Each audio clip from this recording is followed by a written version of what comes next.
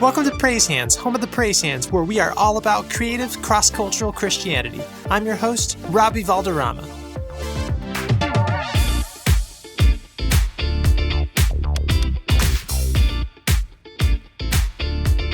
Jason, welcome to the Praise Hands podcast. Hey, thanks, Robbie. So our listeners know that our show focuses on the American intersection of church, race, music, and economics, and you dabble in at least three of those. On the church side of things, you are an elder at Providence Bible Church in the Denver area. Race, you're a multi-ethnic, multi-generational, diverse church. Music, maybe we can get you to hum a few bars for us. No. Yeah, I still can't figure out how to follow someone on Spotify. So that's my challenge. Well, that sounds like an offline discussion. Economically, you are the CEO of CrossPurpose, which is a nonprofit doing some great work in the broader Denver area. So welcome to the show. Hey, good to be here, man. So for CrossPurpose, we'll start with your nonprofit. You focus on getting someone out of poverty as opposed to helping someone in poverty. Can you talk about why this subtle nuance is important to the culture of your organization? Yeah, it was actually a man I came into contact with in the poverty work. And I think he was actually a Buddhist. Okay. And he said to me, he was poking at the Christian church, and he said, you know, you guys are so hung up on that one Bible verse, the poor you always have with you. Mm-hmm. And it's just an excuse for your inaction, you know? And he said, you know, my interaction with Christians is they don't really think deeply about poverty, right? I think the Catholic arm of the church has done a pretty good job. Sure. Actually, the Protestant arm, though, is quite scarce. And so he's the one that actually said, let's not help people in poverty. Let's help people get out of poverty. Mm-hmm. He said 95% of Christian nonprofits just help people in poverty. Right. I hear churches all the time say, well, we don't believe in giving a man a fish. We're going to teach a man to fish. Mm-hmm. And then they walk out to their church parking lots and they give away turkey dinners at Thanksgiving and Christmas gifts to children in poverty around Christmas time and the backpacks for the back to school drive. Well, those are just handouts. And the church is actually worse than the government, in my opinion. At least the government, if you get some handouts from the government, there's some accountability. Sure. You have to turn in so many applications. But the church has zero accountability to their handout program. But most people in the church have never connected their political views around a safety net with how their church actually does it. Mm-hmm. And so I use that statement then to say, let's not be thinking about turkeys and Christmas gifts and backpacks. Mm-hmm.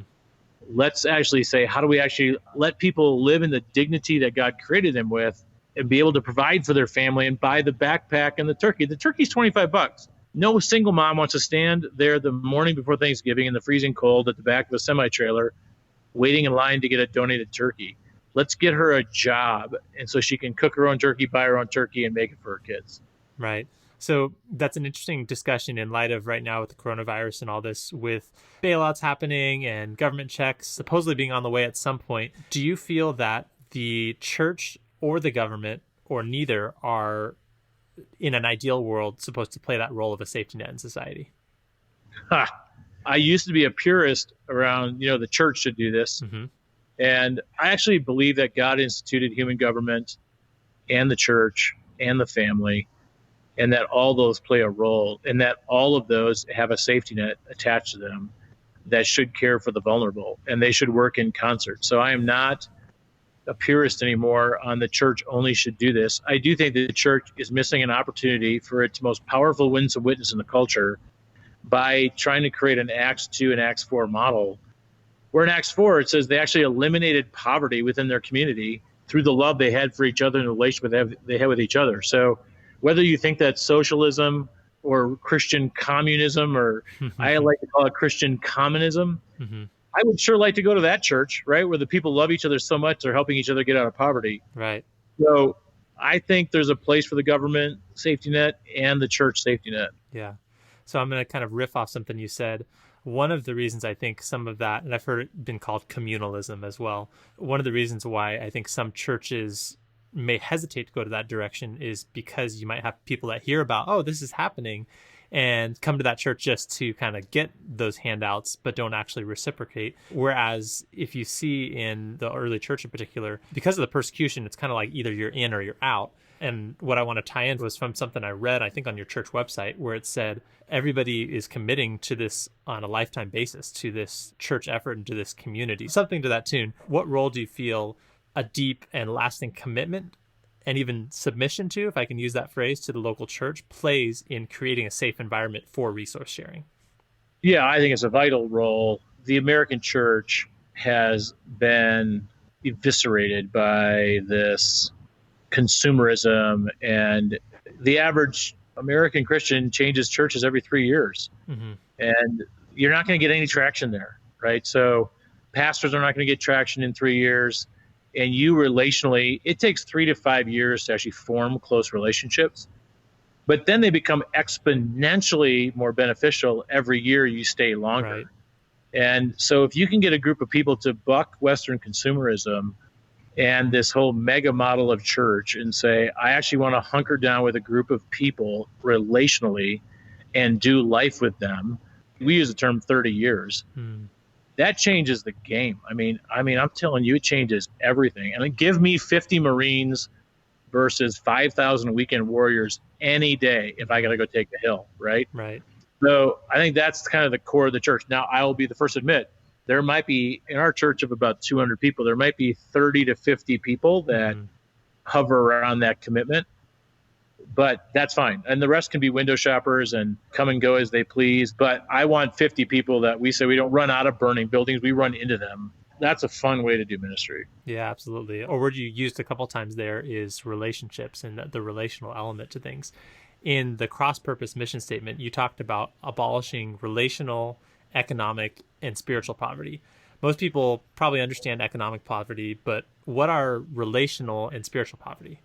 Yeah, I mean, because I'm a Christian and I believe in the fall, the fall damaged my relationship with God, my fellow man, the creation itself, right? Mm-hmm. And even myself. And so true transformation has to involve a complete makeover of myself.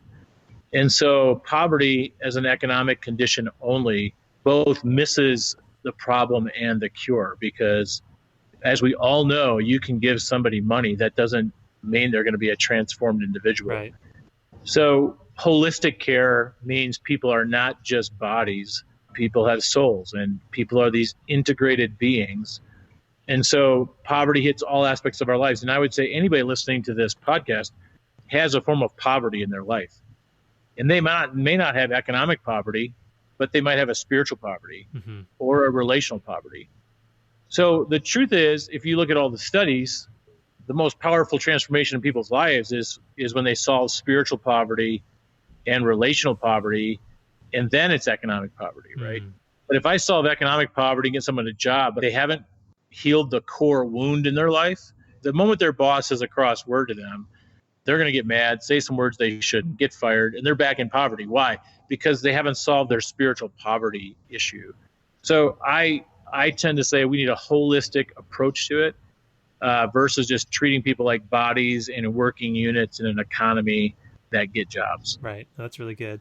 So looking at relational poverty in particular, there's obviously a lot of work that's been done on the economic frontier and even on the spiritual frontier in terms of, looking at things systemically and what does this culture look like? Do you have any ways of kind of measuring and tracking on a systemic basis the relational health of a community? No, and we need to. So we just joined a study with the Christensen Institute with about 15 other organizations nationally that are working on this social capital idea. In fact, social capital now is hot. I mean, the major foundations are talking about it. Of course, the church has been involved in social capital work its entire existence. So we're in this study to say, how do we more measure social capital and the developing of relationships? We have anecdotal data, right? Everybody's got their favorite little Timmy story, but we want to move beyond that to something that's actually a true measurement. We do know that by the time people leave our program, they know 100 more people than they knew prior to them entering our program. So we can measure stuff like that. But what is it that makes the relationship? I think there's 6 levels of friendship, right? And what moves people into those inner 1 or 2 circles in people's lives, that's the core of a quality life. And what amount of dosage do you need of relational time and transparency to move people into that space. I think that's what we want to study more of. That's really good. You may want to look up a couple guests that we've had on the show. One is Dr. Michael Schluter. He's with a group called the Jubilee Center in England, and they've got something called relational analytics, and they measure relational health in organizations and in communities. The other is Fashionable or Accountable with Barrett Ward. Their company does socially responsible fashion, but they realized that they didn't have any analytics to be able to measure the health of their own company's social impact. And so they started developing basically a quantitative way to measure the social impact of a business. Those are a couple tools. I'm also curious about what you guys are working on. Hey, thank you very much. I'm grooving on that right now. I think that's actually where the church has this tool in their tool belt they don't really think about, because they've done small groups forever, right? And every pastor knows if you got relational connection, you've got a congregation. And if you don't, you don't. So we naturally know how to do this and bring people together. But the church is terrible at measuring anything, right? And we don't even hold our pastors accountable for our mission, right? If our mission is to make disciples of Jesus Christ, ask your pastor, how many do we make this year? And he'll tell you how many people maybe attended a service, but we don't even hold our own selves accountable for that mission. So I think the church has a lot of room to grow in doing quality mission. Yeah. So speaking of your church's mission at Providence Bible Church, you guys have something really interesting on your church website. It says, we're not really trying to change the world. To be honest, we're not even trying to change our city. We'd be thrilled to change some neighborhoods. Can you tell us about why your church has chosen to limit its scope to a finite amount of neighborhoods? Yeah, listen, nobody is changing the world. And no church has ever changed the world. I don't know if it's like a seminary 201 class where you learn all this change the world talk, and you think because you have a missionary on 4 different continents that you're reaching the world. I don't know, it's bloviating, and it's not true. Like, it's just not true. I could go to my website and pull up the web tracker and show that somebody visited my website from 150 of the 225 countries in the world. I'm not changing the world. I've got some web traffic, right? So I think the first thing we got to do is be honest with ourselves. We're not changing the world. And actually, most people don't really care about that. Pastors kind of do. But it was Rick Warren who said the only people who like big churches are pastors. So most people just want to see, can they actually help another person? And the person they want to help is not the person halfway around the world, it's the person that they know. And so to me, I think to focus on the neighborhood, that's actually a scalable solution that can change the world if the churches around the globe were just to focus there. And so, you know, the Catholics, once again, have a parish model, which has been very effective. And the Protestants, with the commuter model, I think this has hurt it because people don't think in terms of place anymore. And so we thought, could we ground ourselves in place and live in the same neighborhood, go to the same church, work on our relationships together, and stay together for 30 years? And we're 12 years into a 30-year experiment. We'll see if it works. But we found such richness there because we call it the value of deep roots. Plant deep roots down and go. And then the pain of the neighborhood becomes the pain in your own life. Our co-founder, Juan Pena, talks about taking gospel responsibility for an area. Mm-hmm. So if there's a gang shooting in that area, that's our problem. If there's people in poverty there, that's our problem. If there's a traffic issue, that's our problem. And I think, you know, Western culture of wealth, we don't have to take responsibility outside of our own little world that we create. You know, Jesus climbed upon a bloody cross and took responsibility for the brokenness in his neighborhood. And I think that's what we want to model at Providence.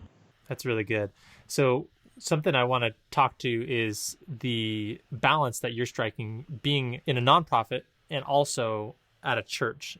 There are some circles where those two go together really well. Others, it kind of is a little bit of a mission conflict. How do you guys walk that out in practice when you have two separate legal entities related, but different shades of the same mission? Yeah, I think fundamentally what's important is we started as a church. We wanted to be the people of God on the mission of God in the neighborhood he placed us in for life. So it all grew out of a church. And then it just became a better option for us to incorporate as a 501c3 for numbers of reasons. And then, but we didn't want the nonprofit to get legs and walk away once it reached a certain size, like most of them do. what I want to do is create within the idea of this small urban church, this idea that this is our baby. Like we're birthing it together, we're creating it together. Most humans don't feel like they've done much significant in their life. And I thought if this little church could feel like we actually did something significant for our city, our neighborhood, this would be a beautiful thing. So we've tried to keep it, joined like this. We have on our board of the nonprofit, we have a certain number from our church that are board members of the nonprofit. The elders approve who's on the board of the nonprofit. But the board also has a lot of people from other churches on the board as well. So it's meant to be, outward facing and inclusive in that way. And it's not easy, but I think it's not easy because the church doesn't think that way. The church tends to think, let's park this underneath the church's ministries, but then they're usually poorly run, poorly funded, and they don't really get off the ground really well. Sure. Honestly, I'm a pastor and I work for a nonprofit, and I just got to tell you, there's so much the church needs to grow in around good leadership, accountability, reporting that I've learned on the nonprofit side that I never got in the seminary and the church world. So in a lot of ways, the nonprofit has helped the church become way better at what it does in its mission. You recently released a guide for nonprofit leaders that talked through 10 recommendations for leading nonprofits through a pandemic. So there's so much gold in this PDF. I actually linked to it on our website, praisehands.com/COVID-19. And I liked it so much that I bookmarked it for future use, even long after this pandemic is gone. It's a really nice treatise on leadership in general. So in that document, you referenced a Harvard Business Review article, which talked about times of crisis being often overmanaged and underled. So from your perspective, what does good leadership look like amidst the COVID-19 pandemic? That is a broad question. Well, first of all, I will admit that, there's gaps in my leadership and there's things I need to grow in. I tend to thrive in chaotic situations, and there's a lot of reasons behind that, but I just felt really burdened being confined to my house and having to figure out how to shut down a nonprofit that was serving neighbors in the community and move to a virtual model and all this kind of stuff, and a handful of staff, that it just was chaotic and the bullets were flying, right? And you were ducking. Every plan you came up with on Tuesday was tanked by Wednesday. And I was so dazed, and I thought, and I just have a lot of nonprofit friends, when I got on the phone call with them, about 35 of them, and we were all dazed.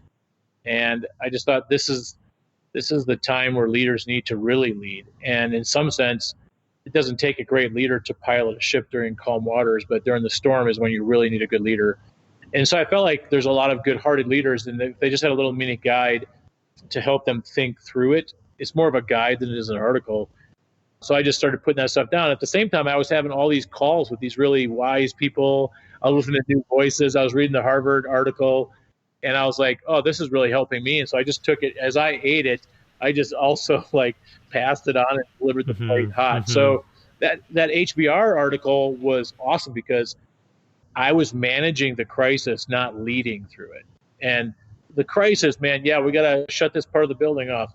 Yeah, we got to get laptops for people. Yeah, we got to do this. And maybe we can't have services. And how are we going to do the sermon online? That's managing the crisis. Leading is sitting there saying, all right, what is God doing? What is he saying to us? What do the next 3, 6, and 12 months look like? And can I pull our team together, and can we think about that? Because we could be busy full-time just managing the chaos and ducking the bullets.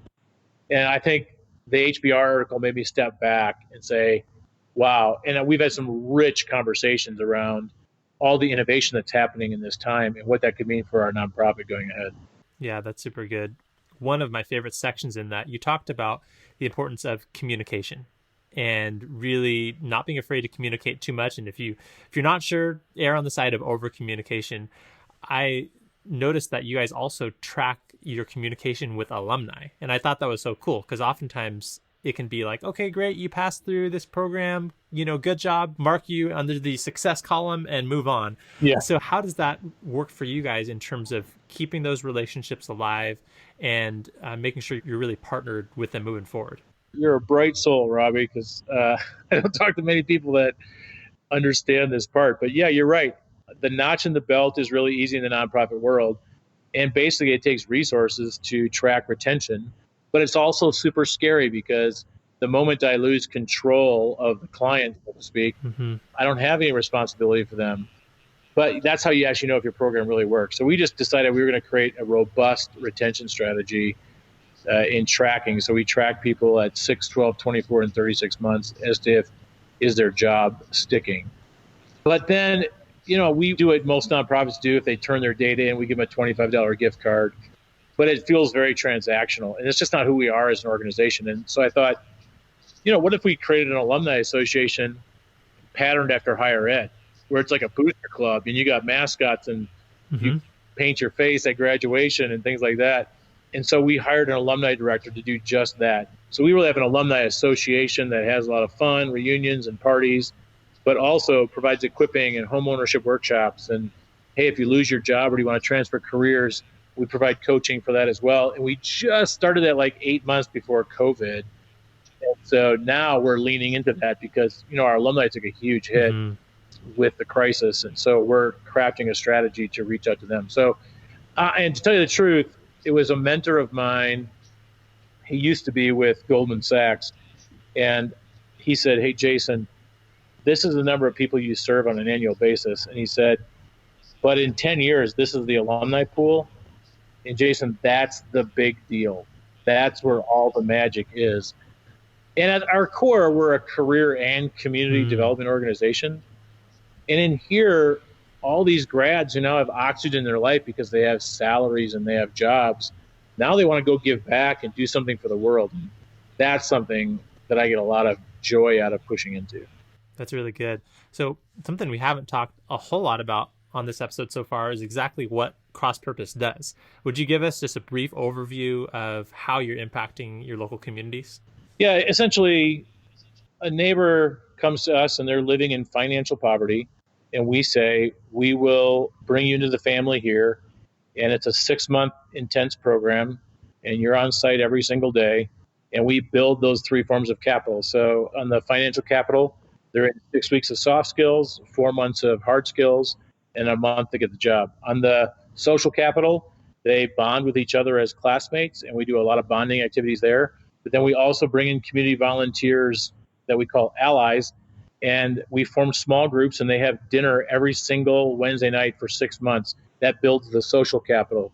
And then the spiritual capitals, we do a lot of heart work and counseling and trauma therapy and identity development and opt-in faith-based classes. And that's how we build that. So it's a 6-month high intense program. It's completely free. We invest about $20,000 per graduate into each neighbor to get them out of poverty, not just helping them in poverty. So, in tracking these alumni, are you noticing some trends in terms of the positive difference you're making in these communities? Yeah, what happened was I had a former gang member text me and said, "Hey, Jason, I decided to start my own nonprofit." I was like, "No, no, no, no, don't do that. That's hell. Believe me." And I said, "What are you doing?" He goes, "I finished my welding at 2 o'clock in the afternoon. And then I go change my clothes and I go teach at a local junior high school. And there's these urban young men that come into the classroom and I teach them this curriculum that I wrote on how to be a success." And I was like, "Well, I can't pour cold water on that. Right. I got to help him." But then I was like, I have no room to help him. So I said, "Hey, every Wednesday night I have family dinner at the headquarters. Why don't you come and I'll duck out after the meal and I'll just talk to you and help you get this thing off the ground." So then I sent an email out to the other alum and said, "Hey, if you want to give back to the community, I'm mentoring this young man over here. If you want to come in, come in." And so 3 or 4 other people joined. That now has become what's called the Change Agency. And it's basically taking about a half dozen of our alumni every year who have a for-profit, nonprofit, or project that they want to do to give back to the community. And we put a 6-month incubator around them and they raise money at the end of the program. And we fill the room with philanthropists and they do a little pitch deck and give their little talk. And I think we had 4 last year and they raised $75,000 in one night for their various ventures. Wow, that's amazing. What a cool model of really leveraging the relationships you guys have, but then also time and the fire and the energy that these alumni have. I love it. They're stellar people, man. I always say those who've been through the greatest struggles are usually the best designed to help other people through it.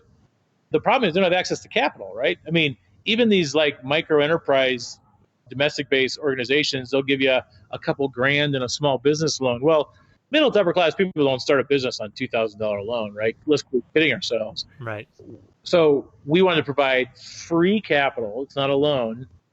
It's what they can do to build their business. And so it's almost like a baby shower model of starting a business because there's no hooks attached. There's no ownership stakes being given out, but it's actually ramping up the capital that they get to be able to start something well. And it's still pretty small. I mean, the average venture is going to raise between $10,000 and $50,000. But that's a lot. I mean, that can get people up and going. No, absolutely. That's incredible. So zooming in again to this time that we're in right now with COVID-19 and hopefully seeing the curve flatten a little bit. Another thing you mentioned in your document was the importance of innovation in this time. And I love the way you put it. You said this time for many is scary, but for an innovator, it's kind of like Disneyland, just because there's so much opportunity. From your perspective and the perspective of a Christian innovator, what are some of the low-hanging fruit of this time that you see dangling in front of us? Well, first of all, there's a lot. If you're doing good work right now, there's a lot that's validating your model. Yes. So just churches, for instance, right? People are hungry to gather together. Just take advantage of all the stuff that was given to you for free, where you can stand up and talk about the importance of relationship, right? So there's the gifts that were free that validate the model. Then there's these opportunities in your model to innovate to something greater. So I think the best innovative thinking of the last 100 years is happening right now, because while other people are licking their wounds, other people are scratching up notepads full of ideas. So for us, one simple innovation would be, can we create a virtual model where we can actually build the three forms of capital with maybe, let's say, 75% virtual experience and a 25% hands-on experience? If we were able to do that, that would then maybe open up the scaling option to do it on a much larger level. So you could be 5x on impact 3 or 4 years from now if you capitalize on the opportunity. Well, there are funders right now who will fund that venture for that reason. So I think the smart people right now are raising more money than they've ever raised before, because they've figured out how to speak into the cultural moment and match their venture with the need. And they've been creative about it, and people are looking at it and going, yep, I want to invest in that. So I think over the next 6 to 12 months, there is a huge opportunity for churches and nonprofits to capitalize on where culture is going to be at. And I think there's a psychological journey going on here, right? So people are going to start wanting to get out of their houses. More people are going to want to wear masks than ever before. On the recovery, there's going to be this attitude of let's get America back to work. So I'm looking at those as opportunities for our nonprofit to meet the cultural moment and move it forward. So I think that's just spitballing a little bit what's going on in my head. No, that's really good. Yeah, I think the church is positioned because of the relationships that we've talked about a couple times on this episode. We have the relationships. It's kind of a matter of, okay, what are we going to do with that to actually be able to bless our communities, and not just individually, but systemically. And I think that's one of the biggest questions that the church is going to need to wrestle with and should be wrestling with in the intermediate future. I have a friend who works in the public sector in education, and I think she was ranting to me yesterday about most pastors have within their congregation members of all the sectors of society, the public sector, the philanthropic sector, and the private sector. And they don't think in that way. So they don't harness the power that's right there. And if pastors would just look and go, who are the public sector people, public servants, elected officials sitting in my congregation? They're under great stress right now. Their goal is to seek the health of the city, right? So, and then private business is suffering, right? And then the philanthropic sector, including I put the church in the philanthropic sector, they're suffering as well. But you bring those people together, people want to do something. I think the average person wants to do something, but they need to be led. So I think pastors, if they don't feel they're even great leaders or nonprofit leaders, you can at least be a convener and just get out of the way and let stuff happen.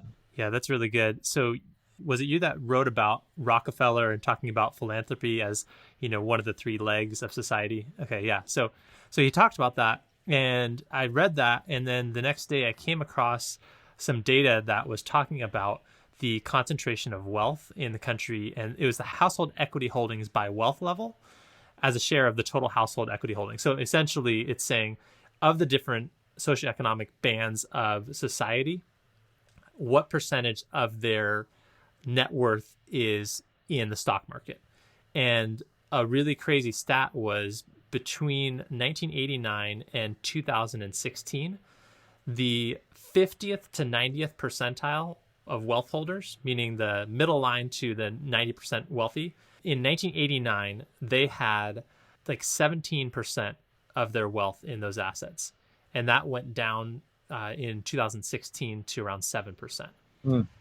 And so it's a really big trend. And what I see happening is more of the equity in the stock market is getting in fewer hands and in the smallest percentiles of society. And to me, when I look at this from an intergenerational perspective, what that means is the philanthropic leg of society is going to be absolutely loaded moving forward with those people passing along, because they're only going to be able to pass along so many to heirs. Some of them don't have heirs. And so I think one of the key questions for the church is, how do we leverage this philanthropic leg of society and combine it with the relationships we have in a local context to be able to create these solutions? And I'm curious if you can speak to that. Say, if I'm a nonprofit leader, how can I position myself to be an organization that deserves these funds? We are undergoing right now the greatest transfer of wealth in world history as the baby boomers move on and leave their money. So that's what's happening.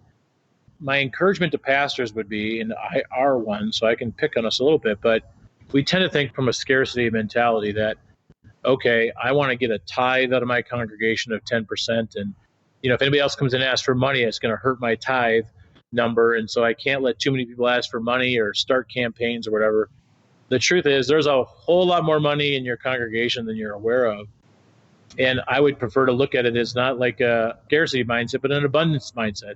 Or in the marketing world, it's red ocean, blue ocean, right? There's this little part of the ocean where the sharks are eating all the fish and it's all red, but 99% of the ocean's blue. There's a lot of money sitting in churches that people are actually giving away to other things because they don't necessarily feel a compelling vision to give it to their church. And if bricks and mortar is the only thing that gets a campaign in the institutional church, we're missing a huge opportunity. So I operate a nonprofit that is funded almost 100% from funds outside of our local church. We have some people in our church that donate to our nonprofit. And it's made up of business people and leaders who are part of other churches, but there's no compelling vision for them to give their money there. So they're giving it to a nonprofit that helps the poor. So I think if you're a smart church, every church, by the way, is within 15 minutes of somebody living in poverty.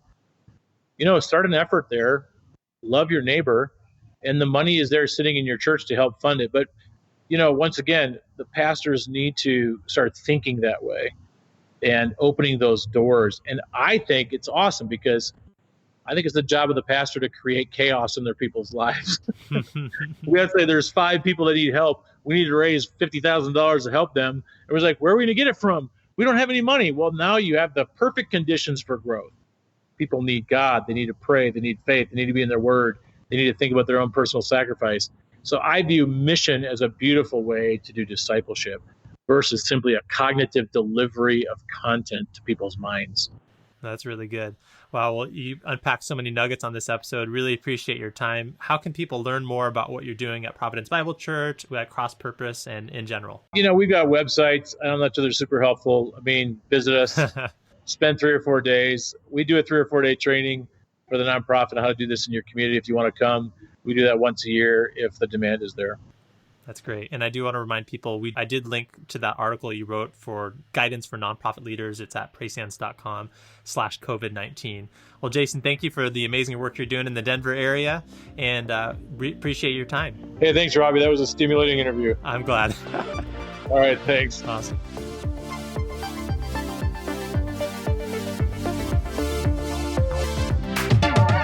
Thanks for tuning in, friends. And just like that, we're almost done with Season 3.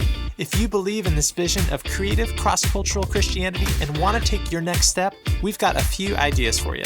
First, you can visit praisehands.com/volunteer to join one of our growing volunteer teams. We've got an operations team, a media team, and a digital street team, and we'd love to help you learn new skills, meet new people, and be a part of what we're doing.